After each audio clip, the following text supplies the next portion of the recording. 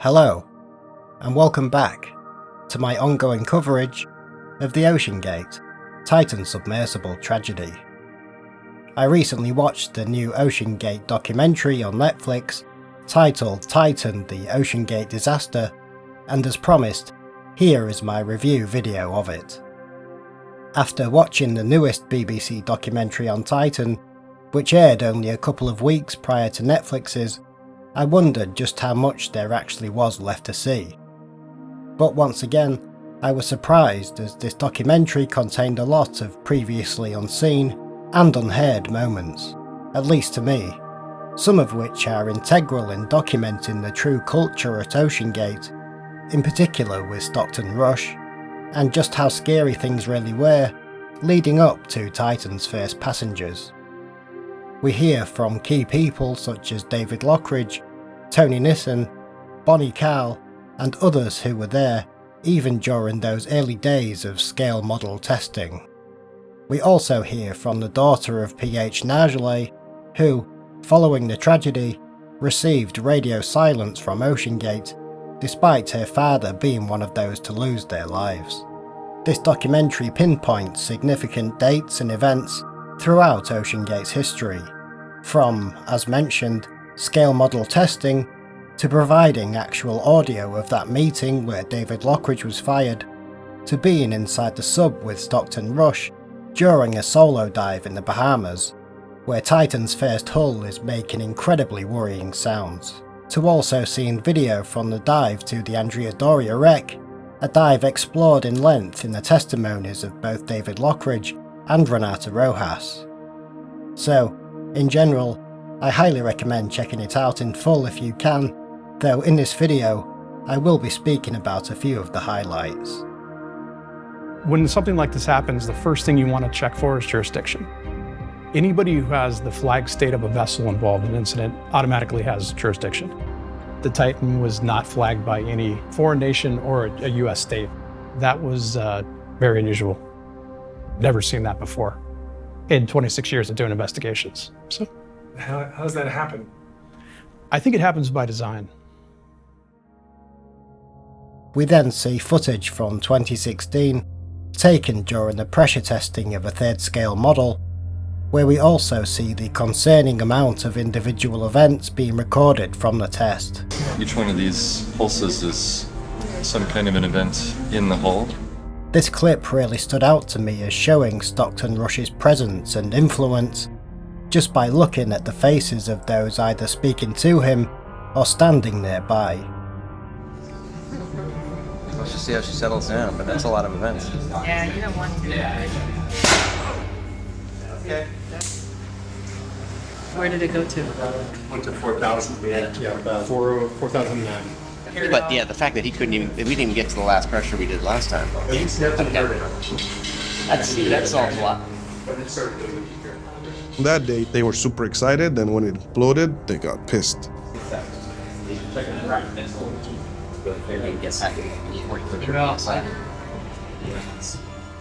Next, an event we heard about both in the testimonies given at the public hearing by David Lochridge and Renata Rojas. Now we actually get to see some video from inside the sub during that dive to the Andrea Doria, where Stockton Rush, who was piloting, got Titan stuck at the bow of the shipwreck. Wow, we're very, very close. There's debris all around us. Yeah. Right. Okay.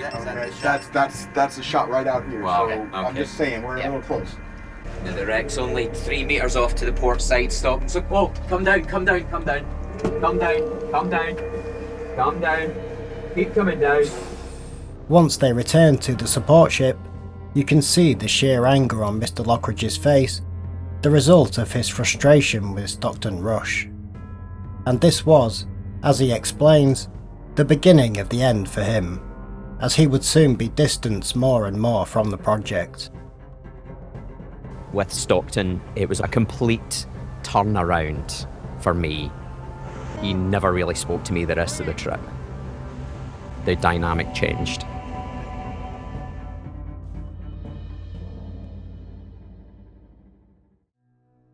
The straw that broke the camel's back, in terms of David Lochridge's employment at OceanGate, was his now famous safety report of Titan, where he listed numerous issues with the sub and was adamant that it should not dive. We heard about the meeting he had with Stockton Rush and others, where his employment was ultimately terminated, and a transcript of that meeting has been made available by the Coast Guard, though now we finally get to hear some of the actual audio from that conversation. What led up to this, and what's your goal with this document? Well, no, the goal for this document for me is the safety of anybody that goes in there, including you. He was angry. He was so angry. It's not the most angry I've seen him or heard. But that day was pretty bad. It's completely opposite of what everyone else says. Everyone says, oh, carbon fiber can't handle compression. They're full of shit, and I've proven them to be full of shit. You know, it's been an 8-year project. I know what the hell I'm talking about. Okay. So, keep going.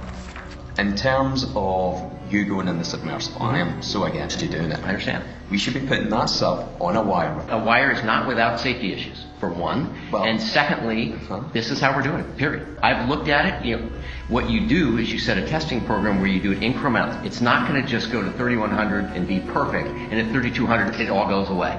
That ain't going to happen, and I will put my life on the line to say that ain't going to happen. I don't want anybody in this company who is uncomfortable with what we're doing.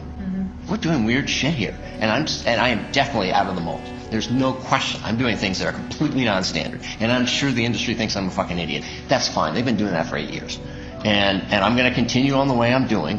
But I'm not going to force people to join my religion if they don't want to. I just feel a tad let down right now with your comments. I'm pretty gutted, to be honest with you.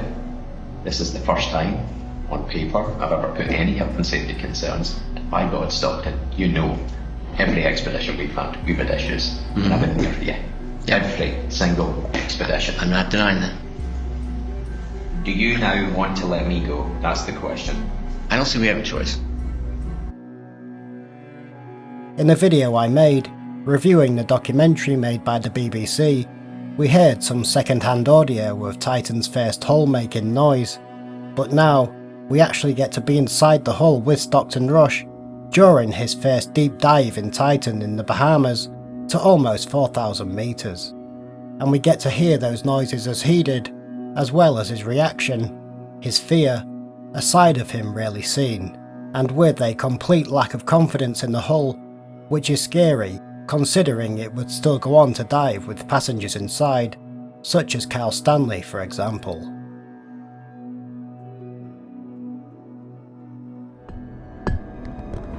That fucking crack, okay. I'll get your attention.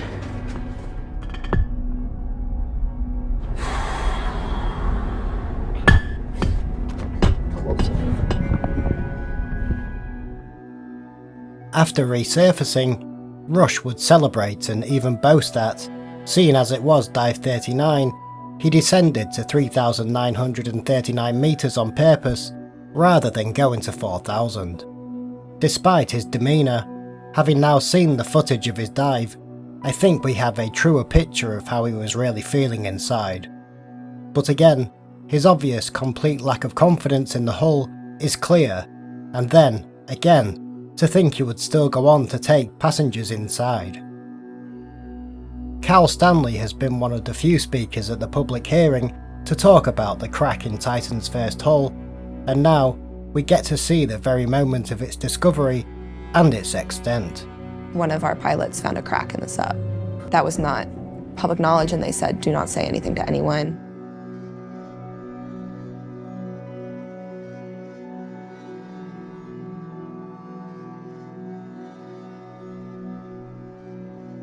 So those are a few highlights from the documentary, but before I go, though I can't cover everything I'd like to in this video, there are still some quotes and moments that I would like to share, mostly in relation to Stockton Rush. We've studied Mr. Rush and his leadership style, so I feel like we have a good understanding of how he ran the business. Meaning what exactly? Well, he took a lot of employment actions in front of others. It wasn't behind the scenes. I think people knew if you challenge the boss on some of these issues, that there was a possibility you'd be gone. He said that they were going to flag the Titan in the Bahamas and launch out of Canada so that they wouldn't fall under U.S. jurisdiction, but that if the Coast Guard became a problem, that he would buy himself a congressman and make it go away. Mr. McCoy, is that a direct quote? He said I would buy a congressman. Basically, after that, I resigned from the company and I couldn't work there anymore. He wanted to be a Jeff Bezos or Elon Musk. He referred to those guys as big swinging dicks, and he loved that term and used it all the time. He was using OceanGate and how OceanGate was different with the carbon fiber from anybody else in the industry. If he could pull this off, he could be a big swinging dick too. We were at lunch one day at OceanGate, and Stockton said that he decided that he saw no need for classification, for third-party oversight. I stood up and I said, I'm sorry, I can't be part of this conversation, nor can I be associated with OceanGate or this vehicle in any way. And I left. He had every contact in the submersible industry telling him not to do this. But once you start down the path of doing it entirely yourself, when you realize you've taken the wrong turn right back at the beginning, particularly for Stockton, then you have to admit that you were wrong. That's a big pill to swallow. Coincidentally, the boat canceled as well. To the public, Stockton said, obviously we need a topside vessel. And then it was later brought out to the public, you know, we're gonna redo this hull. And I don't think it was ever quite explicitly said why. Now, most submersibles out there, they are classed under the 6 agencies, Lloyd's, ABS, DMV, GL. The owner turned around just after Christmas and said, no, we're not classing anything, so it's not going to be classed, it's not going to be insured.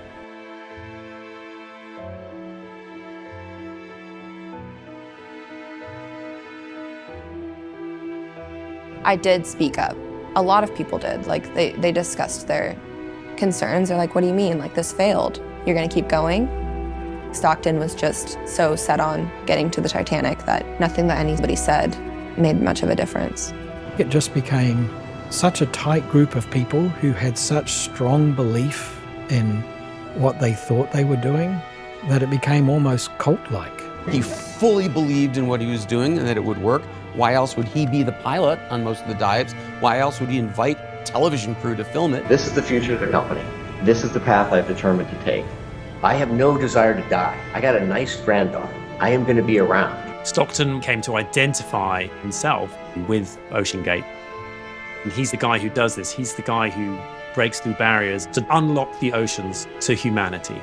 I have no desire to die, and I'm not going to die. What may easily happen is we will fail. I can come up with 50 reasons why we can fail as a company. I am not dying. No one's dying under my watch, period.